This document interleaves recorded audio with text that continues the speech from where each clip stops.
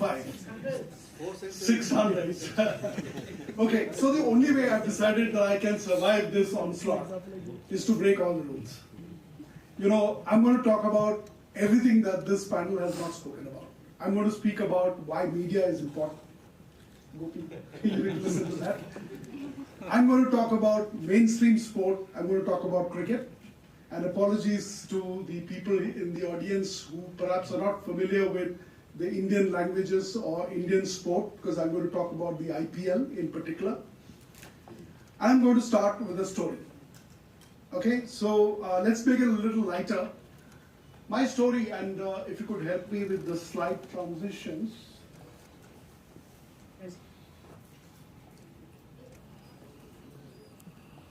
Yeah.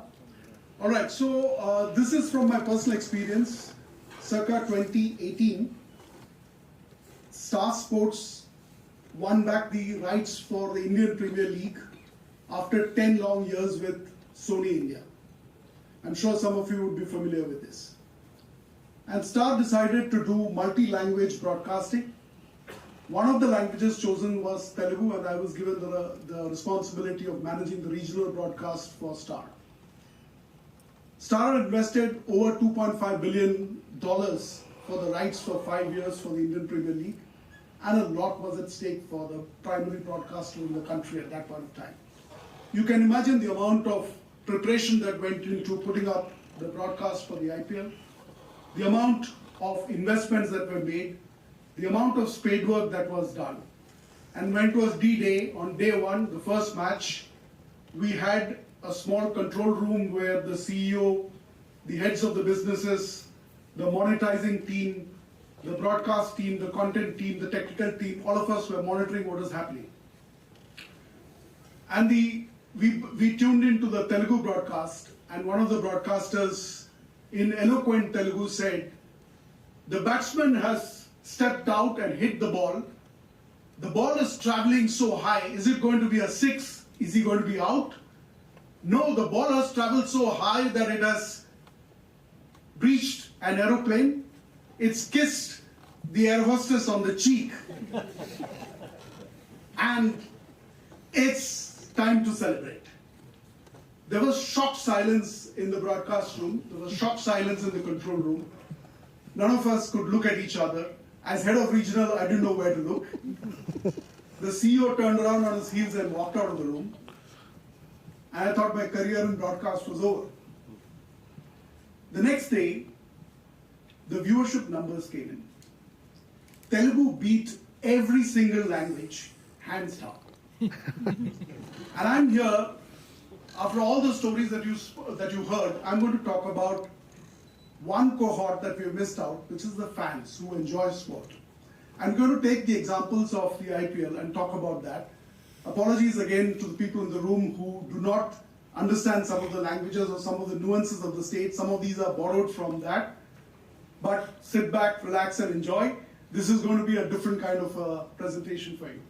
Next slide, if you could help me, Daisy. Yeah. Okay, so a couple of points. I don't need to introduce the Indian Premier League. Now valued at over $16 billion US. It's become a global phenomenon, and it's got a fan frenzy that rivals the Super Bowl as well as the Premier League combined. Okay, I just mentioned this, that after 10 years with Sony, the IPL came back to Disney Star. And the next slide, Daisy. This is the progression in terms of media rights for the IPL property. The 10 years that it was with Sony, 2008 to 2017, the media rights were sold for just about $1 billion US. 18 to 22 went up to 2.55, and the current cycle of 5 years stands at 6.2 billion US. So you can see the kind of progression that's happened over the years. Okay, next slide. So how did that happen? From a broadcaster perspective, there were 3 key pillars. I'm not going to, in the interest of time, not going to go into each of these. Let's talk about the first one, which is really language first regionalization at scale. This is the one I'm going to focus on. And if you can go on to the next slide. Okay, what is regionalization? You can imagine every kid who grows up in India would know what a bat and a ball is. If you're saying that I need to translate a bat or a ball into a balla or a game for the viewer, that's not regionalization. That's not going to serve any purpose. What is going to serve a purpose is when you capture the local idiom, the language that's spoken in the mohalla, the language which touches your heart, talks about culture, talks about the way we interact with each other. And that's what regionalization is all about. Why does it matter? I'm going to just play this one, Desi, from the back end. If you could just play this 30-second clip. Let's just have a look at this one.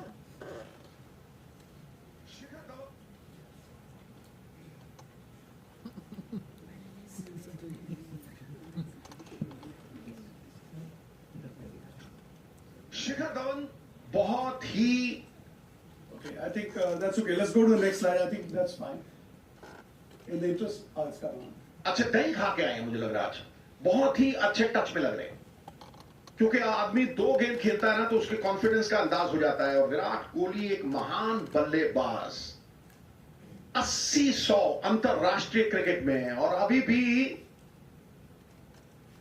वो बचपना जिंदा है ऐसा नहीं है अपनी game को पूरी तरह से एंजॉय करते हैं और मोहम्मद सिराज वो ही बॉलर जो विकेट टेकिंग जो मैं पहले सवाल कर रहा था कि कितने विकेट टेकिंग बॉलर हैं जो वाकई ऐसा आघात कर सकते हैं विरोधी टीम पे विकेटें लेने से बड़ा दबाव आप नहीं बना सकते और निरंतर आपको विकेटें लेनी पड़ेगी और यह है विराट 80-100 बनाने के बाद भी प्रेशर की बाल्टी उन पे है और अटकलें करते हुए बच्चे वाला मिजाज दिखाते हुए अभी भी आईपीएल की इस ट्रॉफी की तलाश में है उसका पीछा कर रहे हैं तेरा पीछा ना मैं छोड़ूंगा सोनिए सोने में सुगंध नहीं गन्ने में फूल नहीं चंदन में फल नहीं होता राजा दीर्घजीवी नहीं होता विद्वान के पास धन नहीं होता किसी को मुकम्मल जहां नहीं मिलता कहीं जमीन तो कहीं आसमान नहीं मिलता That one man changed the face of commentary. Of course, at this point of time, I need to, acknowledge that we have Mr. Sushil Doshi here, 56 years of commentary, and of course, Mr. Borya Majumdar, a lot of commentary under the belts. But the kind of language that Sidhu used, the way he presented the sport, changed the trajectory in terms of viewership. When I looked at the regional portfolio, and if you could have the slides back on screen, we were puzzled. What was happening here? Why did the Telugu commentary take ratings sky high? Why did audiences love that kind of commentary?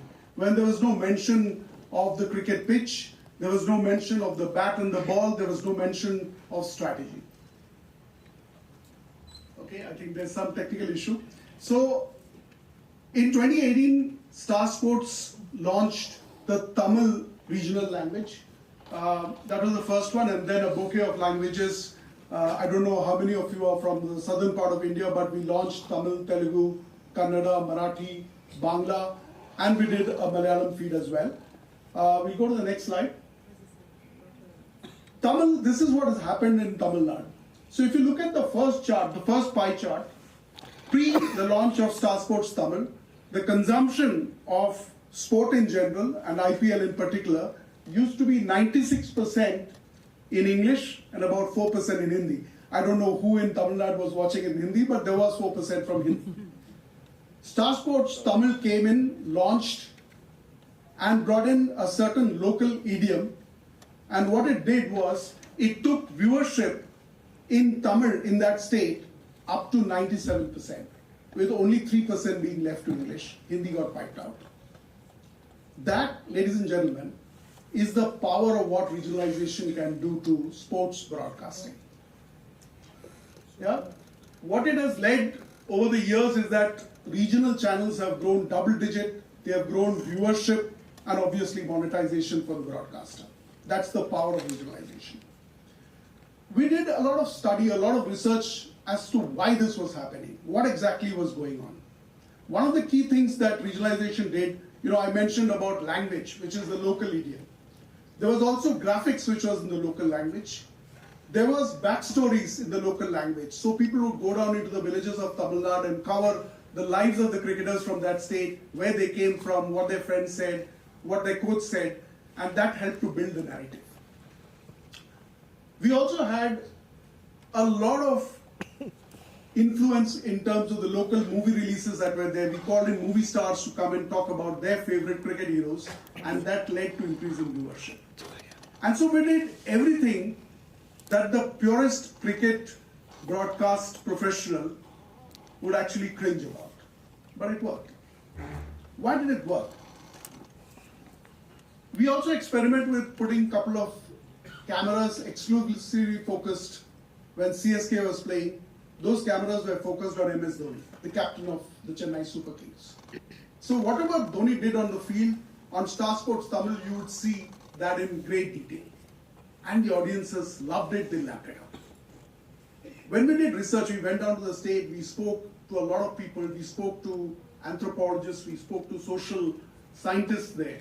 What we realized is that the three people who have done the state of Tamil Nadu proud are MGR, Rajnikant, and MS Dhoni. Interestingly, none of them are from the state of Tamil Nadu. Not one of them are from the state of Tamil Nadu. MGR is the most popular chief minister of the state. Rajnikant is Shivaji Rao Gaikwad, who was from Maharashtra. And MS Dhoni, of course, as you know, is from Madurai. What actually happened here? Why is it that the people of Tamil Nadu look at sport this way, look at their heroes this way? And it was unbelievable when we dug deeper and deeper and deeper. And when the research threw up a very interesting fact. Back when the DMK movement was started by C.N. Annadurai in the 1960s, he proclaimed from a political angle that Tamil Nadu would not have any gods and goddesses.